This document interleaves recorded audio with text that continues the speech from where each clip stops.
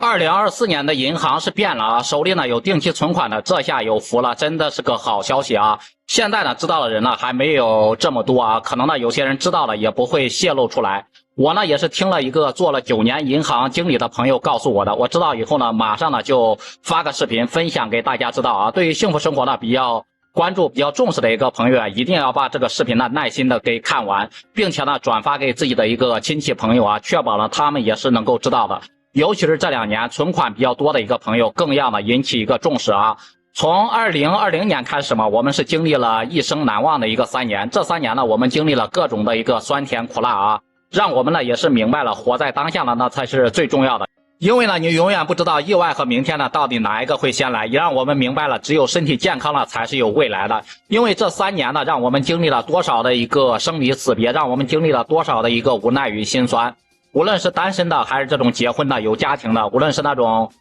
开公司的开工厂的还是打工的上学的，都在满怀希望中艰难的度过了一天又一天，然后1月又1月，1年又1年，终于呢在2023年呢算是解封了。全国人民呢也是欢欣又鼓舞啊，卷起袖子呢准备大干一场，想着呢把这3年的一个损失呢全部给它夺回来。但现实呢却给满怀希望的人当头一棒。全国的一个经济呢，并没有如预测般的那样出现报复性的一个增长，而是有相当一部分的一个企业单位支撑不下去而出现了一个裁员减薪啊。有些人呢，过了年之后呢，就收到单位的一个解雇通知。受到影响最大的当属现在的一个实体行业啊，由于受到网上购物经济的一个影响，以及购买习惯的一个转变，街上那种关门了像转让的一个铺面，真的是随处可见。即使是这样啊，作为我们普通人，该还的车贷、该还的房贷以及各种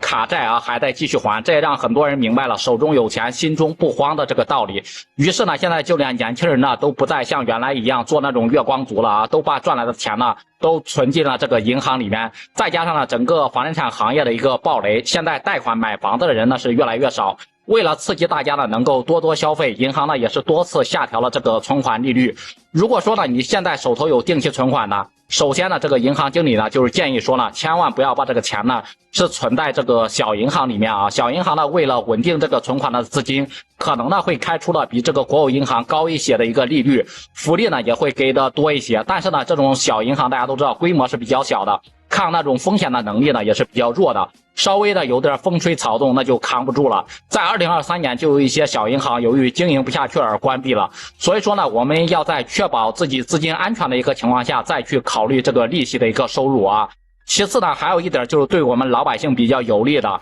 如果说呢你有20万以上的一个大额存款，一定要存这个大额存单啊。现在呢1年期的一个定期存款的利率呢大概是1.8左右，已经是非常低了。如果呢是活期利率的话，基本上是没有的啊。现在的银行呢，为了稳定自己的一个银行存款金额，一般呢都有大额存单的一个配额。如果说你的存款呢比较多的话呢，可以到银行去咨询预约一下，以20万大额存单存1年和银行的一个定期存款来对比啊，1年呢大概要多出3000多块钱的一个利息。所以说呢，如果说你的存款呢比较多的话，一定要去银行问问，让自己的收益呢尽可能的最大化。毕竟呢，咱们老百姓的钱呢都是辛辛苦苦一分一分赚来的。不知道呢大家的存款都是怎么存的，也欢迎在评论区里面留言分享一下。我们下期视频再见。